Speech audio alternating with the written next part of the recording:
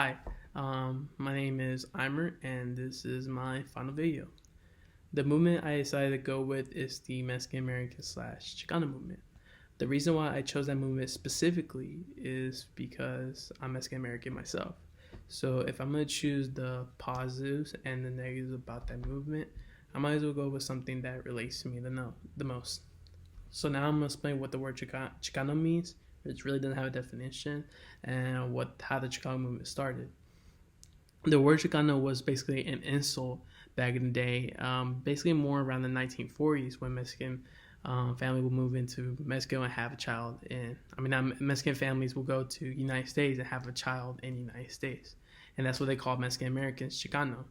It was used frequently between the 1940s to 1960s, like that, until eventually that year in 1960 they decided to embrace that word, and it's like they'll decide to label themselves as Chicanos. Even. The word that relates to it the most that's similar to Chicano is also the word beaner, is used today. I'm not sure if you heard about that word, but it was used a lot when I was a kid in 2000s. In schools they would call me, "Hey, beaner, beaner," and all that stuff. But now I haven't really heard much about the word beaner, so maybe that kind of word has forgotten about. But now when you ask a certain person like, "Hey, what's your ethnicity?" Like they will just say Chicano, but they can't just say Mexican Americans for some reason. I don't know why. I guess they embrace themselves with it. How the Chicano movement started, it was back in 1960 when they finally got tired of the discrimination and wanted the promise that was kept after the Mexican American War. After the Treaty of Guadalupe was signed, Mexicans who decided to remain in the territory that the U.S. took over were promised citizenship, the right to their property, language, and culture. But now in 1960s, the land was promised were denied by the U.S. government, and that's what we learned about in one of Professor Kruger's lectures about the Chicano movement. So now you wonder how people reacted to this. They're like, "What? Like, come on! Like, you promised this, and you're not keeping the promise." So now that they got tired of it, and they don't really want to wait for more time for it to process. So they're like, "Hey, no, let's rebel and everything." And the Chicano movement long-term goals were restoration of land, farm workers' rights, to enhance education and voting. The farm workers were basically had poor conditions. They were getting paid just so low, and the conditions were really bad. So if they got hurt, oh well, it's up to is up is they just by themselves like that. No health care, no nothing. The education was so bad for Mexican Americans. They had a poor education system like that, while the Caucasians have a better teachers, better schools, etc. While the Mexican Americans are struggling with their own education because it's so poor and so low budget, basically. And voting. So what they will do is that they will stop a Mexican American from voting. They won't technically stop him completely, but they'll try to slow them down. Be like, "Oh, well, you're Chicano. You have to do this and that and that, or you can't go to this place. You have to go to that place or that place, etc." All this stuff. The main game changer of the Chicano movement was the Delano grape strikes of 1965 to 1970. The strike started with the Filipinos American grape workers, and when they got tired, they just tired of poor pay and conditions. The Filipinos asked Cesar Chavez, who led most of the Mexican farm workers, to join the strike.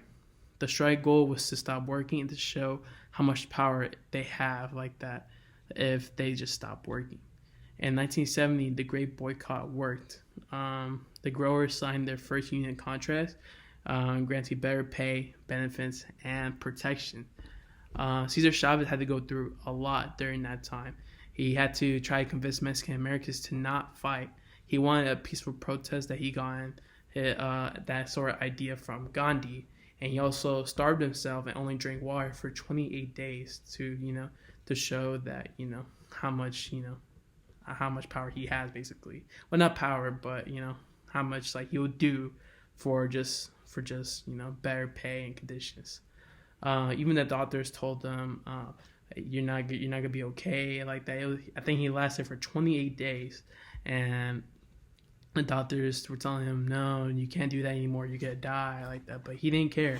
He wanted to do everything he can to get better pay and better conditions.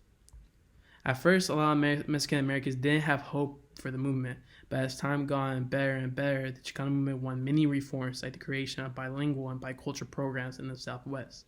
So basically now, thanks to that, I guess a foreign language class is now like, mandatory in schools. So now like, it's not have to be like, Spanish all the time. You can be French, but now since it's like mandatory for schools, you have to learn more than one language instead of English. They also improved the conditions for migrant workers, so better health care and all that, better, etc. They hired more Mexican American teachers and more Mexican Americans serving as elected governments.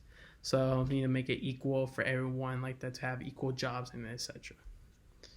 The bad side of the movement, in my eyes, were the lack of support for Mexican immigrants. Cesar Chavez was opposed to Mexican immigrants, which is kind of coincidence because he was helping Mexican Americans, but he just didn't want help with Mexicans in general.